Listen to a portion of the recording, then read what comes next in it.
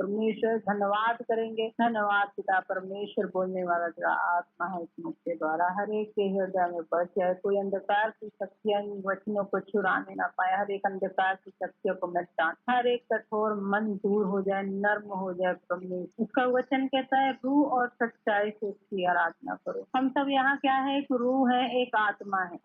हम एक दूसरे को शरीर नहीं समझते हैं। तो यहाँ जो कोई गीत गाता है तो क्या होता है, उसके आत्मा में जाता है। जब यहाँ वचन दिया जाता है आत्मा में जाता है, तो हमें मालूम होना चाहिए कि यहाँ क्या है, रूह बैठी है, परमेश्वर के रूहें बैठी हैं, भेड़े बैठी हैं, परमेश्वर के लोग हैं, ये हमारे नहीं। तो हम जब गीतों को गाएं तो क्या करें, रूह और सच्चाई से गाएं, बुद्धि से गाएं, समझ कर गाएं कि उसका वचन क्या कहता है। हालेलुया। रूह और सच्चाई से गाएं, ऐसे नहीं कि कोई भी गीत गाए। जब हम वचन नहीं पढ़ते हैं, नहीं जानते हैं या भावनाओं में रहते हैं, दुनियावी फिल्मी जगत से हम ज्यादा अटैच रहते हैं, तो वैसे ही हम क्या करने लगते हैं, धुन निकालने लग जाते हैं। हाँ, परमेश्वर तो किसी धुन की मोहताज नहीं है, हमें अपना धुन खुद होना चाहिए। कुछ आप देखते हो गीत क्या होता है, फिल्मी गानों के गीत पे धुन लगा रहता है, हमें वो नहीं गाना चाहिए। कुछ भी परमेश्वर को किसी चीज की कमी नहीं है, उसने बुद्धि दी है हमें, गाने की समझ दी। कोई भी गीत गा रहा है, गाने के शब्द भी गलत है जो बाइबल से वचन से मैच नहीं करता। तो हम क्या गा रहे हैं, हम जांचे परखे। अगर हम वचन में बने हैं, उसके प्रभु में बने हैं, तो हमारे अंदर से वही गीत परमेश्वर का आत्मा निकालेगा जिससे परमेश्वर की महिमा हो सके।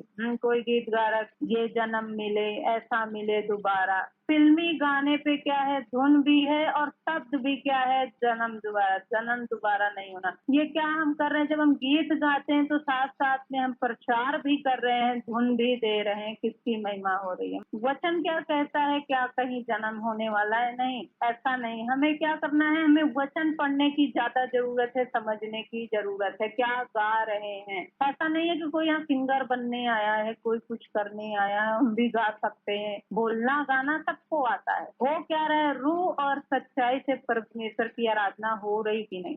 हम कोई भी गीत गा रहे, धुन फिल्मी मिला हुआ है। आप जब गा रहे, याद फिल्म की आने लगी, अच्छा इस फिल्म का नाम ये है, इसमें हीरोइन ये है, याद पूरा मन तो फिल्म में चला गया, तो गाना कहाँ गा रहे हैं परमेश्वर। तो प्रभु हीरो हीरोइन तो कोई और है, प्रभु तो है ये नहीं है, यीशु मसीह नाम है, यीशु मसीह, मगर याद कहीं और आ रहा है। वचन क्या, वचन में अगर ऐसा वैसा गाएंगे तो वचन जो अनजान है तो वो तो सीखता जाएगा। तो अच्छा ऐसे गाया जाता है, उसकी आत्मा ट्रेन होने लग जाएगी, ऐसे गाया जाता है। वो भी फिल्म का तोड़ मरोड़ के बना लेते हैं ना, जैसे दुनियावी गाने शादी उदी के भी गाते हैं, बन्ना बन्नी पता नहीं क्या क्या, उसको फिल्में में जोड़ के गाते हैं। ऐसा परमेश्वर में नहीं करना चाहिए। वचन क्या कह रहा है, अगर कोई नया जन है तो कहेगा अच्छा जोड़ के बनता है, परमेश्वर किससे महिमा हो ही नहीं रही है, वचन पूरा हो ही नहीं रहा है, वचन भी टूट रहा है। तो वो चीज नहीं है, ये कमी ये है कि हम वचन से कितने अटैच है, कितने गंभीर है परमेश्वर की आराधना करने। जब भी गाए उसके पीछे मोटिव क्या है। कोई धुन पे गाया जा रहा है, याद कहीं और आ जा रहा है, परमेश्वर की महिमा ही नहीं हो रही है।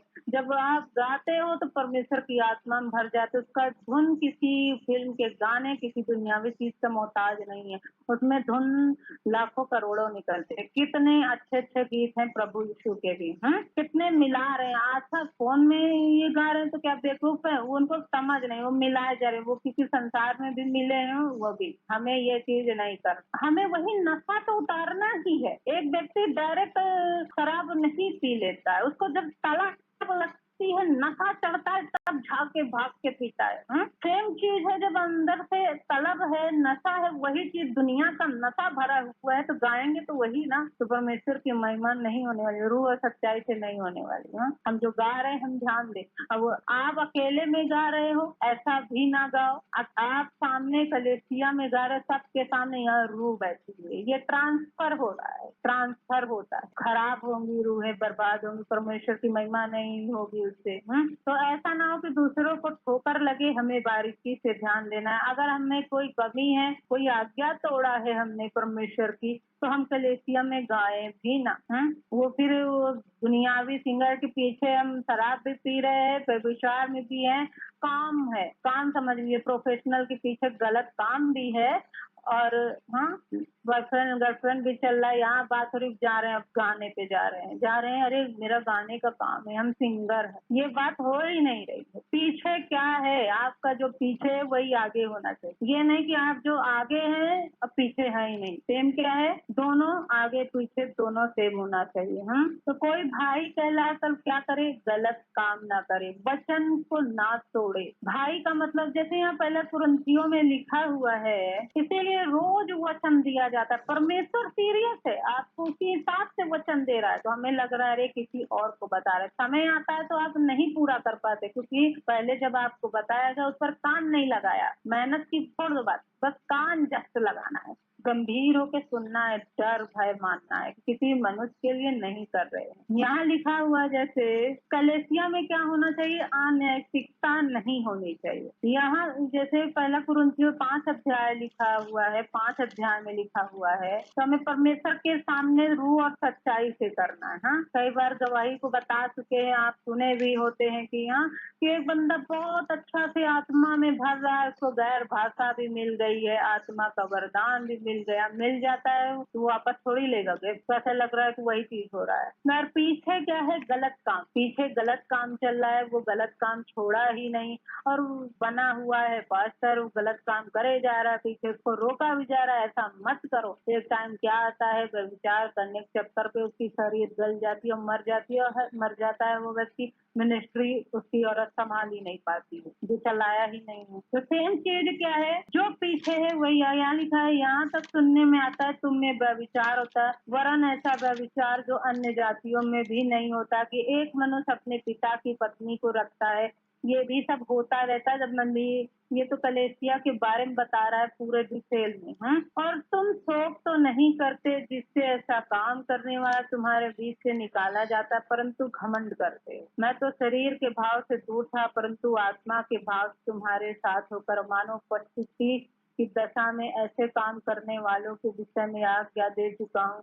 जब तुम मेरी आत्मा हमारे प्रभु यीशु की सामर्थ के साथ इकट्ठे हो, तो ऐसा मनुष्य हमारे प्रभु यीशु के नाम से शरीर के विनाश के लिए शैतान को सौंपा जाए, ताकि उसकी आत्मा प्रभु यीशु के दिन में उद्धार पाए। तुम्हारा घमंड करना अच्छा नहीं, क्या तुम नहीं जानते थोड़ा सा खमीर पूरे गूंदे हुए आटे को खमीर कर देता है। पुराना खमीर निकाल कर अपने आप को शुद्ध करो कि नया गूंदा हुआ। आप ये ना सोचे छोटी सी कमी तो है, ऐसा कर ही तो दिया है, इतना से क्या होता है। आप देखो मैदे में खमीर थोड़ा ही डाला जाता है, उसकी क्वांटिटी कितनी ज्यादा हो जाती है, पूरे आटे को फौला देता है, इतना ज्यादा हो जाता है, उससे ब्रेड बनता है, वो आटे का स्वाद नहीं रह जाता। सेम चीज है ये चीज, थोड़ा भी ना सोचे, क्यों रखे भाई, थोड़ा सा भी कमी क्यों रखे, क्यों इजाजत दे दुष्ट को, ताकि तुम अखमीरी हो, क्योंकि तो हमारा विश्वास है जो मसीह है बलिदान हुआ है, इसलिए आओ हम उत्सव में आनंद बनाएं, ना तो पुराने खमीर से, ना बुराई दुष्टता खमीर से, परंतु सिधाई और सच्चाई की अखमीरी रोटी से काम करें। मैंने अपनी पत्री में तुम्हें लिखा है कि व्यभिचारियों संगीत ना करना, या नहीं तुम बिल्कुल इस जगत के व्यभिचारियों या लोभियों या अंधेर करने वाले मूर्ति पूजकों की संगति ना करो। उसका वचन ये नहीं कह रहा है दुनिया में तो ऐसे लोग भरे हुए,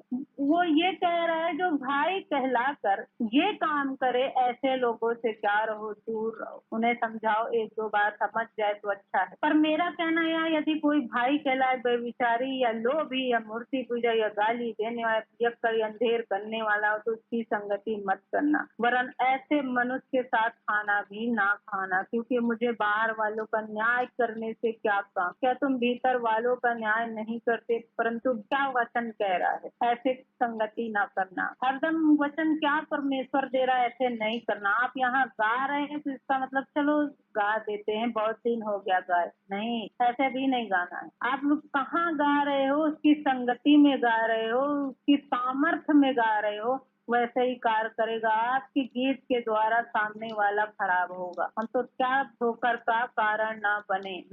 अगर हम प्रभु मसीह में आ गए हैं तो पुरानी बातें बीत चुकी है। हम प्रभु में नए दिन प्रतिदिन बदलते जाएं। ये नहीं कि हमको पुरानी रीति रिवाज अच्छा लग रहा है, छोड़ना ही नहीं चाहते हैं। हमें छोड़ना ही है, अच्छा लगे या ना लगे, एक दिन अच्छा लगने लगेगा। जो मैं बोलती हूँ वो चीज करती हूँ, इसीलिए कह रही। जितने मेरे वचन को जो जुड़ते हैं वो कहते इतना कठिन आप बता रहे हो, ऐसे थोड़ी होता है, इतना ऐसे होता है। इसीलिए इससे अच्छा है 100 लोग रहें और वो पूरी कलेसिया बर्बाद हो, इससे अच्छा है कि 20 लोग रहें अच्छे से चले। तो वो जो 80 लोग भाग निकलते हैं, कहाँ भाग निकलते हैं? अपने कान की खुजली के अनुसार कि हमें फोन पे मना न किया जाए, हमें वो तुम्हारा भला नहीं चाह रहा। इतना जब हम क्या है पीछे कार्य का विश्वास कर्म बिना मरा हुआ है। ऐसा नहीं कि हम विश्वास कर रहे हैं चलो कर्म हो जाएगा, नहीं, कर्म भी पीछे। सदरक मेशक अबेदनगो दानियेल ये सब प्रार्थनाओं में बैठते। आप कैसे झूठ बोलकर प्रार्थनाओं में बैठ जाओगे? कैसे सोच सकते हो परमेश्वर उत्तर देगा? आपको अच्छा ही नहीं लगेगा, आपका समय बर्बाद होगा। झूठ बोला है, कैसे प्रार्थना में जाएंगे? इसीलिए क्या करना पड़ता है? पीछे की लाइफ को मेंटेन करना पड़ता है। सदरक मेशक अबेदनगो की ये पीछे की लाइफ थी, सामने उन्होंने कर दिखाया। क्या? आग में चले गए। ये सोचे कि प्रभु को क्या मुंह दिखाएंगे। अभी तक वो तो प्रार्थना करते आए, उत्तर देता गया, सबको बचाता है, जान बचा लिया हम लोगों के, राजाओं के मुंह से उत्तर दिया राजा का। तो ये कौन सी छोटी सी बात है? यही चीज करना है। आप फर्स्ट टाइम ऐसा कुछ कर रहे हैं, फर्स्ट टाइम आता ही नहीं है।